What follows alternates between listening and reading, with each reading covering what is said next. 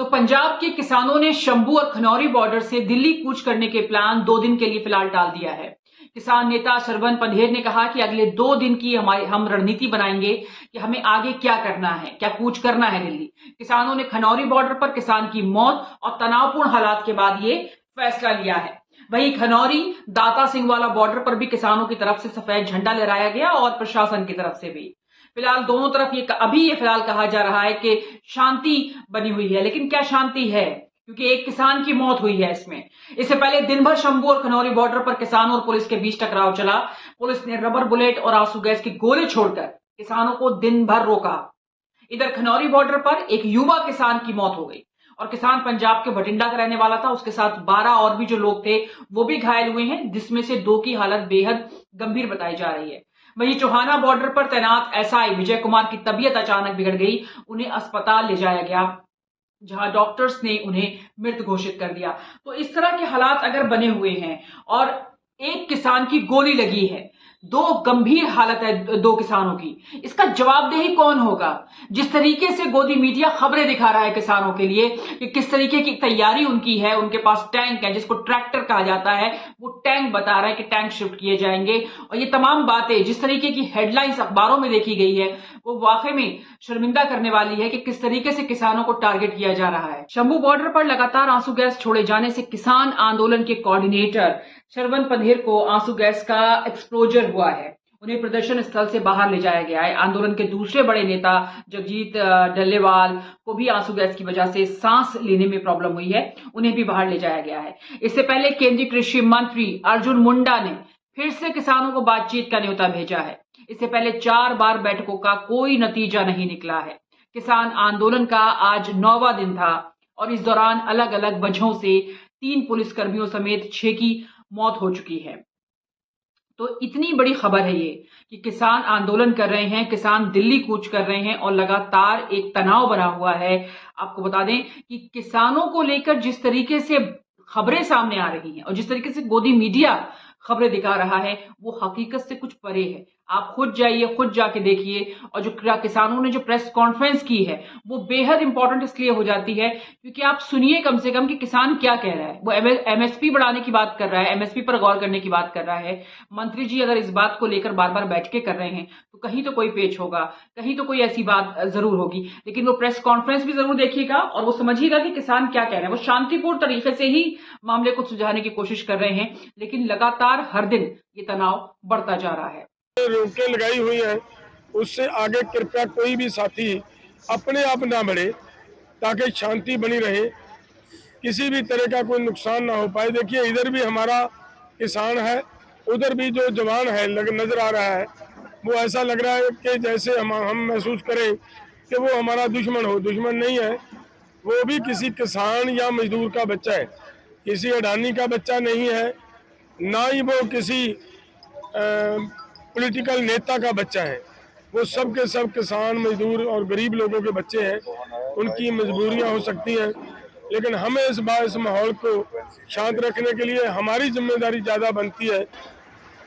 पूरे देश के मेलाओं में ट्रैक्टर ट्रॉलियां जाती हैं, जो पार्टी रैलीज करती हैं वहां ट्रैक्टर ट्रॉलियों से किसान मजदूर जाते हैं। हर काम के लिए ट्रैक्टर ट्रॉली जाते हैं। पीसफुली आंदोलन के लिए अगर ट्रैक्टर ट्रॉली जाएंगे, मुझे नहीं लगता इस पर कोई आपत्ति होनी चाहिए। कोर्ट के ऑर्डर तो हमारे पक्ष में, जबलपुर हाई कोर्ट ने हमारे पक्ष में निर्णय दिया है कि एमएसपी से नीचे खरीदी नहीं होगी। हमारे पक्ष में कोर्ट ने निर्णय दिया है 15 दिन से अधिक आप गन्ने की पेमेंट रोक नहीं सकते। उसका वायलेंस लगातार सरकार करती है। अभी सरकार भी तो हमें सुन रही है, हम तो बोल रहे हैं भाई अभी परिस्थिति को काबू कर लो। इस तरह के निर्णय कोई विदेशी लोग थोड़े ना है। आप बताइए क्या देश की 19 धारा हमें अपनी बात करने का अधिकार नहीं देती है? जब स्वयं भाजपा प्रधानमंत्री है, इन्होंने कभी प्रदर्शन नहीं किया, इन्होंने ऐसे काम नहीं किए, बोलते हैं ये भी तो करते रहे जब विपक्ष में रहे हैं। हम करते हैं। ये धरना जंतर मंतर पे चल रहा था, जब भूख हड़ताल चलती थी करप्शन के खिलाफ, तो सभी राजनीति वहां गए होते थे। और हमारे धरने में राजनीतिक और यूनियन के बोल के आते रहे, तब ठीक था। अब हम कर रहे हैं, हम गलत है। हमारी मंशा किसी तरह का भी अशांति पैदा करना हमारा निशाना नहीं है,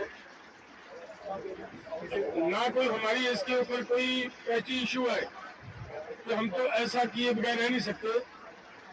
लेकिन बात ये है कि हमने दिल्ली जाने का प्रोग्राम बनाया, ये आज से नहीं बना, ये 7 नवंबर की हमने कॉल दे रखी है। 7 नवंबर से लेकर अगर आज सरकार ये कहे कि समय कम है हमारे पास, तो मुझे लग रहा है सरकार की ये टालमटोल की नीति है।